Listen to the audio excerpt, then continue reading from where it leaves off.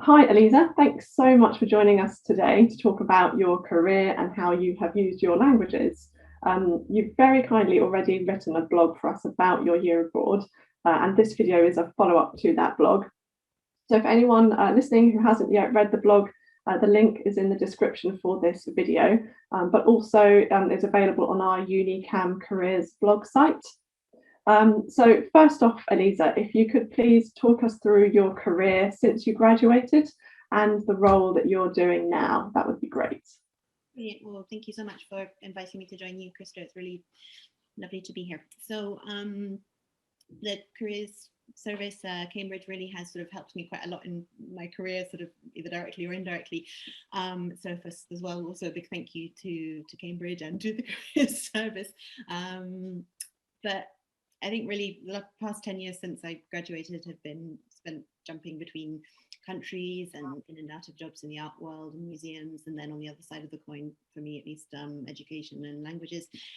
So basically, when I first graduated, I moved straight back over to Italy, to Venice, where I did my first role, which was an internship at the Peggy Guggenheim collection. And that's something that I definitely recommend as well, as a starting point, perhaps, for people looking into careers in the museums sector. So we can go back to this at some point. But Peggy Guggenheim collection does run some wonderful internships, and they are actually paid as well. So it's a really fun way to start and sort of get an idea of what working in a museum entails. After that, I went up to Cyprus and I worked in an art consultancy. So we were working mainly with Orthodox icons, which is not exactly my specialism, but it was wonderful to sort of branch out a little bit from the more contemporary fields that I'd been studying and interested in.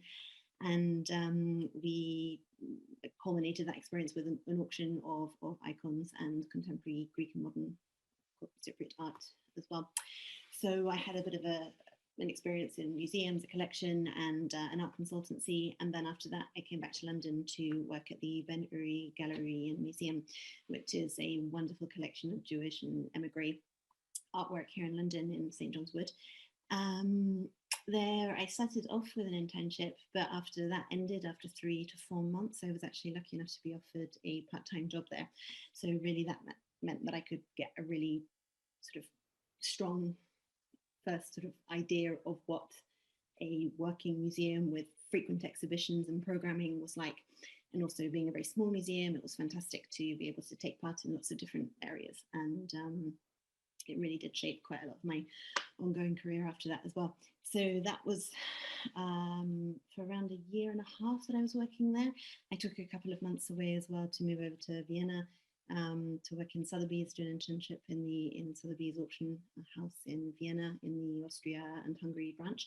I started my master's at the Courtauld Institute of Art, which was a way to formalize as well my sort of art history training. A lot of jobs might look a little more fondly on applications. I find sometimes if you have something which is specifically related to art history, contemporary art, on your CV. So my course there was in contemporary art and politics. So it was really focusing in on a specific area that has been of interest and still is to this day. And then after I graduated, I actually had an offer of a job in Berlin at an art startup.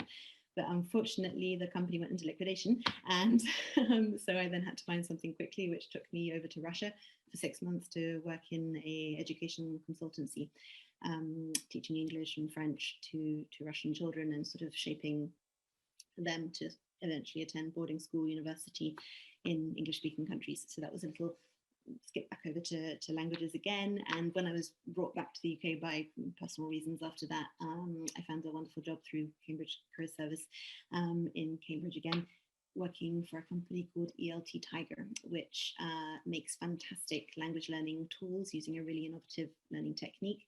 So I was a linguist, program designer in that company for around a year. And it was during that time I sort of, as much as I did love that job and love working with languages, I really realized that I wanted to be in museums again, and that was really where my heart lay.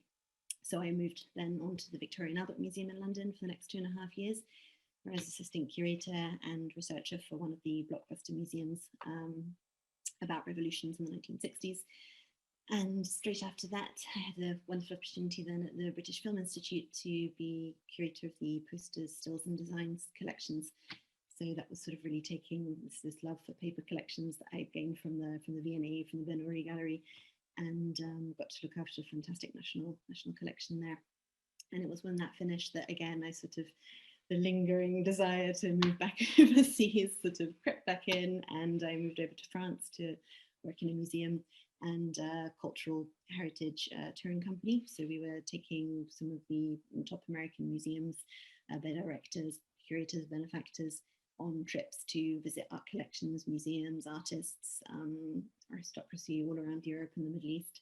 So again, that sort of got the travel bug and the sort of research side of things running again. And then after that, I actually moved out to Oman, to Muscat, to work for a company in exhibition and museum design, running the design, construction, content work for a new museum in Oman. And that was a wonderful year, which gave me lots of opportunities to really get to know the Gulf and a part of Asia as well, and really sort of find a different working environment, a different way of working, which then came in very useful for my current role now in Madrid. So I'm now running the content department for Acciona Cultural Engineering, which is another exhibition and museum design company. And we are working largely in the Middle East at the moment. So most of our projects are out in Qatar, in the Emirates, Saudi Arabia. And so my experience in Oman really was helpful, sort of knowing how to deal with sort of clients working in different cultures, how things really work on the ground over there. And so it's all just been incredibly exciting up to this point. So that's quite a journey through the past 10 years, but that's where we are now. No, that's brilliant. Really, really fantastic. So can you go into a little bit more detail, please, on how you've used your languages in some of those roles? Yes, well, languages actually, perhaps surprisingly, managed to crop up virtually everywhere. So, of course, when working overseas, when working in Italy, Cyprus, Spain now, that sort of everyday, you'd be speaking the language of the country that you're in the Peggy Guggenheim collection in Venice in particular,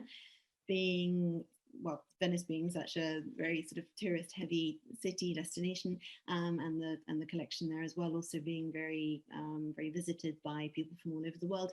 I'd sometimes be speaking up to 6 languages a day there, giving tours, giving talks about the artworks around the collection, general sort of visitor experience, helping people find their way around, even sort of selling tickets, working in the cloakrooms. It would always be welcoming people to the museum and sort of making them feel at home in this collection in their own language. And then the Victorian Albert Museum actually worked out quite usefully to be able to speak other languages, because there were a number of loans for the exhibition that were coming from different countries, in particular Italy and France, and from smaller museums or from smaller fashion houses in one instance, where the lenders actually didn't have a great deal of experience doing this, making a loan of their objects to a foreign museum, which had obviously very strict sort of loaning processes in place. And so being able to go over to Rome, to Paris, to sort of explain, sort of guide them through the process, be sort of like a friendly face, that really helped, being able to do that in their own languages, and just really sort of securing some fantastic loans for the exhibition.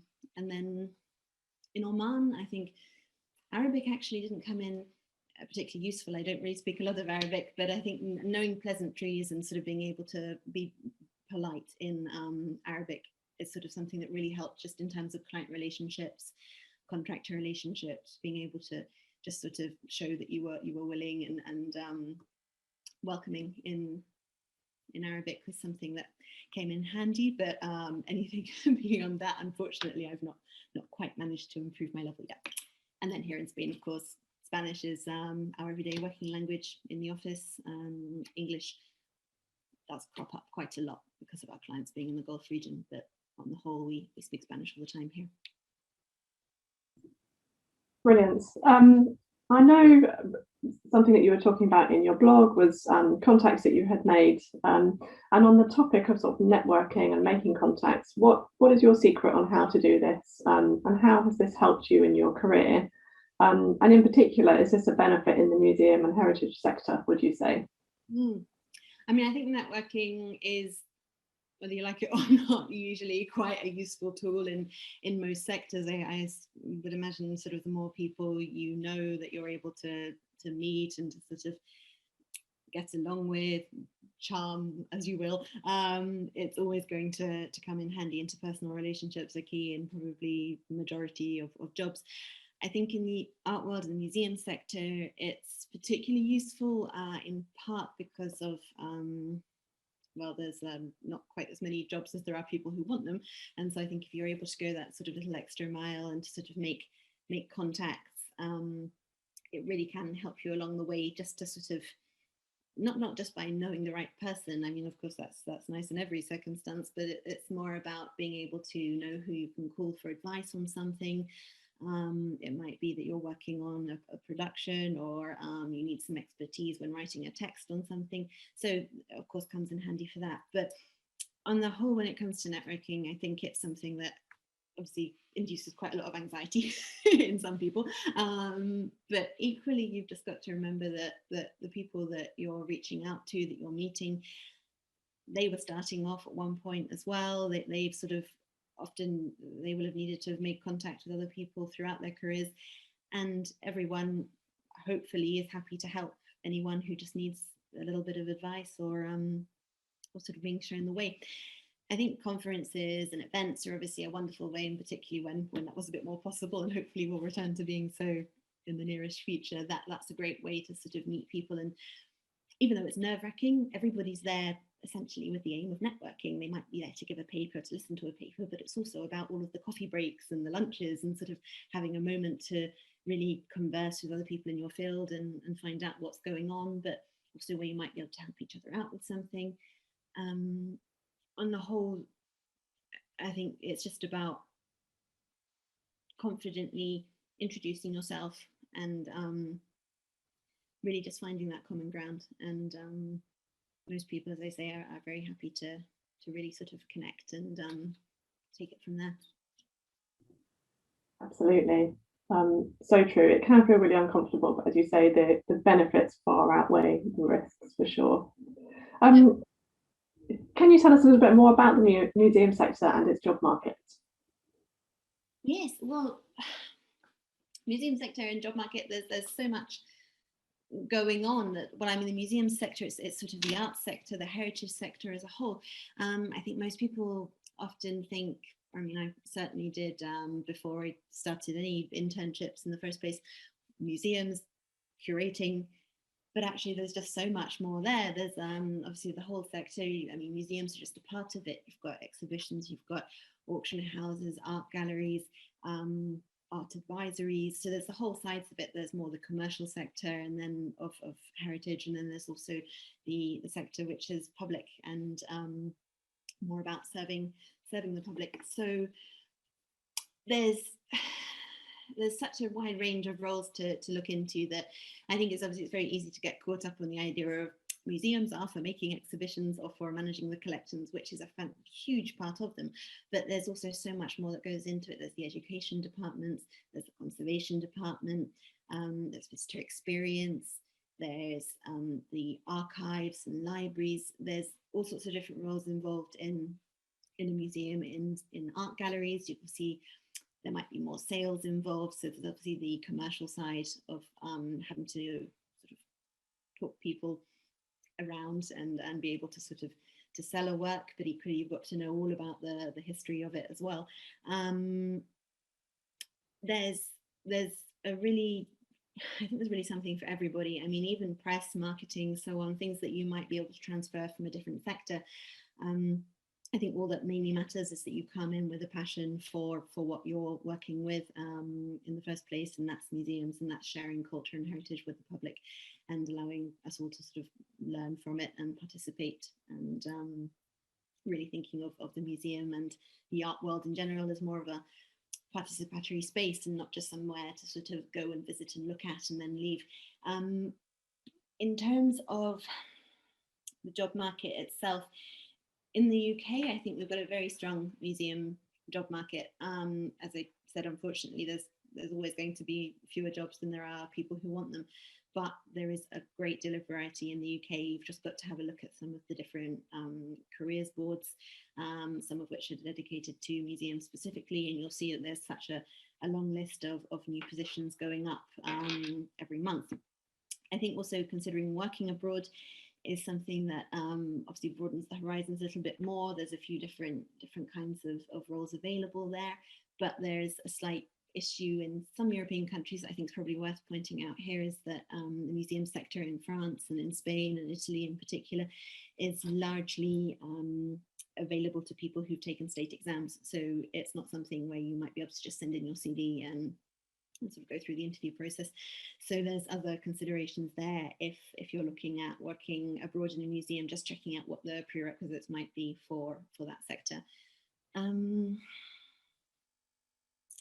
It's worth also keeping in mind that I think some companies, particularly private sector, so perhaps more with the exhibition and design side where I'm currently working, not always, but they might sometimes have the luxury of being able to make a role available if they find somebody who they just don't want to miss up on the opportunity of working with. So there's also the, really you need to show a company what it is that you have to offer that perhaps they didn't even know that they needed.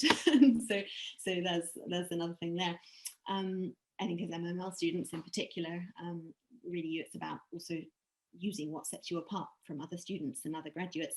You're going in with obviously a multitude or a few different languages that you can offer, which might be useful when it comes to obviously translation being one sort of perhaps more obvious things, but then also writing texts and interpreting or other roles within these companies. And then also the fact that you've got proven experience of living abroad, you're able to change countries, live in different cultures, and it's something that hopefully you enjoy doing as well. And given that so much of the museum sector at the moment in terms of the contractor side of it with exhibition museum design companies is being taken over to the Gulf at the moment, because that's where a lot of the new museums are being built, they do often need to send people out, to move them out there to sort of work on the ground there. And so having somebody who is flexible, is easy to live, available, and finds it easy to move between countries is a big plus that not everybody can offer. Oh, that's perfect, thank you. It's great to really see the breadth that's on offer for students to look at. Would you have, what sort of tips would you have for people who would like to build their experience for getting into that area? So, what sort of experience is really valued by recruiters and those decision makers? It's difficult when you look sometimes at job descriptions and you see that sort of 5 years of experience or 10 years of experience seems to be required, even from some of the sort of very beginner junior roles. So I know that can be a bit disheartening, but I think something that can really help is just making use of your time while you're at university or on your year abroad, finding moments to involve yourself in activities, societies. I know that when I was in Cambridge, for example, I was involved in some of the publications and writing for them or editing, and then in the May Ball as well in the art direction. And that really just sort of gives you a little bit of momentum, really, to show that you've taken opportunities with both hands, that you've got sort of active and involved in events and teamwork. See, it's something you're not doing just for the benefit of your CV, but it's also something that hopefully can be very enriching for yourself as well. I think there's an issue with people having to do free labor essentially just to get the experience, to get that very first job. And that's something that really needs to change in the museum sector. I mean, it needs to change overall, but I think it's something that the museum sector is particularly guilty of. And if you're able to prepare yourself or get some experience under your belt, which is actually useful to you as well. It might be curating a small exhibition if you can find the sort of the ways, the means to do so. It might be organizing a screening program. It might be trying to get an article published, perhaps turn your year abroad dissertation into something that you can get published in a journal, for example, setting up your own website or blog, something which you also benefit from and enriches you on a personal level, but which also can come in handy for your CV and getting some of the roles that are available. In terms of internships, of course, internships sort of should be fully remunerated, but not always. But as I mentioned before, the Peggy Guggenheim collection in Italy and Venice is a very good way to start.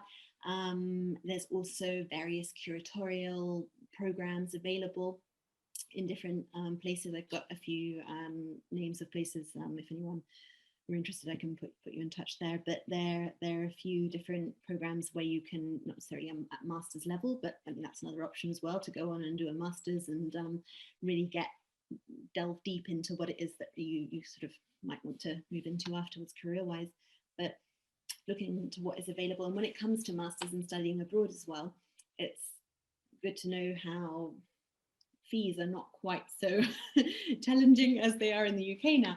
So we've got a lot of European countries that offer university programs, master's programs at much lower rates. It's something that when you're applying for, it's probably worth explaining what UK grading system is like, I should say, because that's not the same internationally. And a 2-1, as wonderful as it is in the UK, might look like a 6 out of 10 in another country. And they're saying, oh, well, you're definitely not in the top pool of students, but of course you are. And so you need to sort of support that a little bit. I did miss out on a master's abroad because my grades were misunderstood in the system of that country. So just a little thought there. There's other varieties of training available as well. So it might not be about going and attending a course or going to become a part of a program, but also online, there's a wonderful wealth of educational tools available. I think a particularly wonderful site is the Node Center for Curatorial Studies, which is based in Berlin, but they do online courses in all ranges of different museum, art world related education. So it might be about sort of thematic things, but it's also more about sort of how to do or how to engage with practical aspects of working in a museum. So that's something worth looking at there. So there's quite a range of routes in, but I think at the end of the day, it's about finding a way that you can build up experience, build up a portfolio of not necessarily work, but projects perhaps that will allow you to sort of get a bit of a head start in the museum's world without having to undertake copious amounts of free labor. And yes, we're definitely not for free labor. Thank you. And just lastly, we've read about your year abroad in your blog. Do you have any sort of a few words of advice for current students who are planning their year abroad at the moment? I think it's such an exciting moment. It's such an incredible time to be in your second year, and you know that you're about to go off and you could be going anywhere and doing anything, and then you've got the fourth year to come back to and perhaps maybe hone your interest into your final year papers and then your career. So I mean, the first thing really is just enjoy planning it and just enjoy being excited about it, because it's such a wonderful time. There's so many different routes you can take when you're abroad. Of course, you can study, you can work, you can be an English language assistant. There's so many different possibilities that I would just say, first and foremost, don't just go with what seems quick and easy. Go, like, really take time to think about what it is that you might want to do after you graduate. It doesn't mean that you're going to know already what it is and pinpoint fantastic experiences or jobs to help you with that when you're abroad, but just think about, oh, maybe I'd like to look at journalism, maybe I'd like to look at museums, maybe I'd like to look at an accounting or sort of transferring to law eventually, and just have a look at what work experiences might be available and see if that's something that might fit in also with your financial means. I'm aware that work experience on the year abroad is not always paid, or it might be sort of travel covered and so on. So obviously you do need to think about what you can afford to do, what your limitations might be. But once you've sort of got that quite clear, I think it's just a case of really researching, looking at all of the updates that come from the Cambridge Careers Service, come from the Year Abroad office, following the careers website, because also I realise that there's a lot of international opportunities posted on there as well. Go to the Year Abroad office and look through all the files, at what past students have done, where the companies they've been to, because at least you know that way that those are companies that have been and hopefully still are open to taking Year Abroad students to work with them. Also thinking about your own pool of contacts or people that you might know, even friends of the family, or you know, professors, perhaps ask them for their advice as well. But just sort of have a think about if there's anybody that you could reach out to, and perhaps even suggest to them that you know, you'd be available for a few months, and that you'd really like to gain some valuable experience working with them, and see what arrangement you might be able to come to. I think at this time it's just about, you know, really going out as far as you possibly can to sort of have all the information in front of you, and hopefully be able to select something that just really excites you.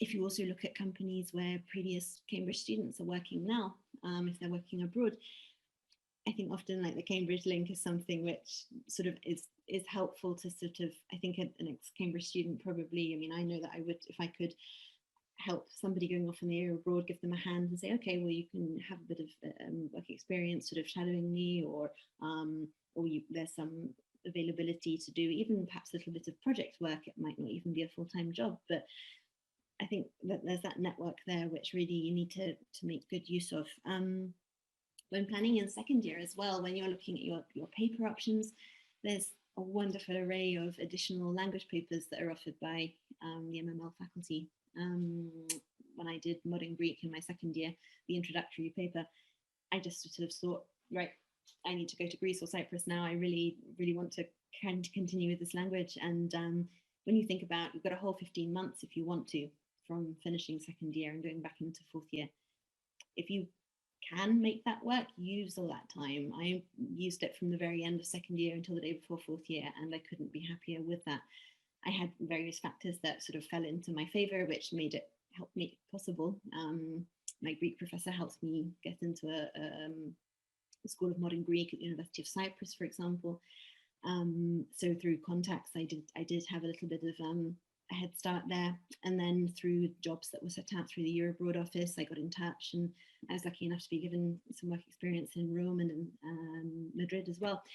So use the time. If you can move between different countries without it being detrimental to what you want to sort of continue with in fourth year, or to your sort of language level as well.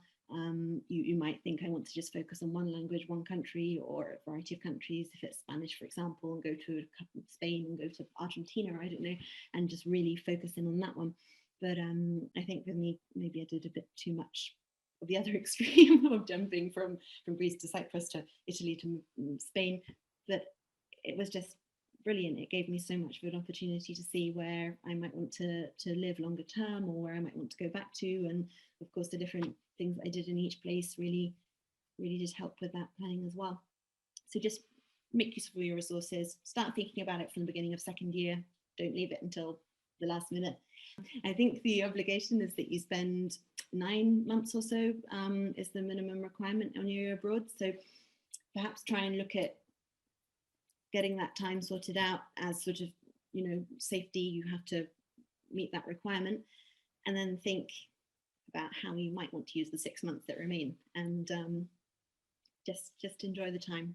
And you're not going to have many other opportunities in life to really sort of go out there and figure it all out and have all the time that you need to enjoy this wonderful opportunity abroad. Great, thank you. And thank you so much for your time today, Elisa, and for telling us about your fascinating career today. It's been very interesting. Thank you very much. It's been lovely talking to you. And if I can be of any help to any students, second year abroad, final year, then I'm very happy for people to contact me. Fantastic. And we know that you're on Alumni Career Connect as well, so that's great. Thank you. Thank you. Bye-bye.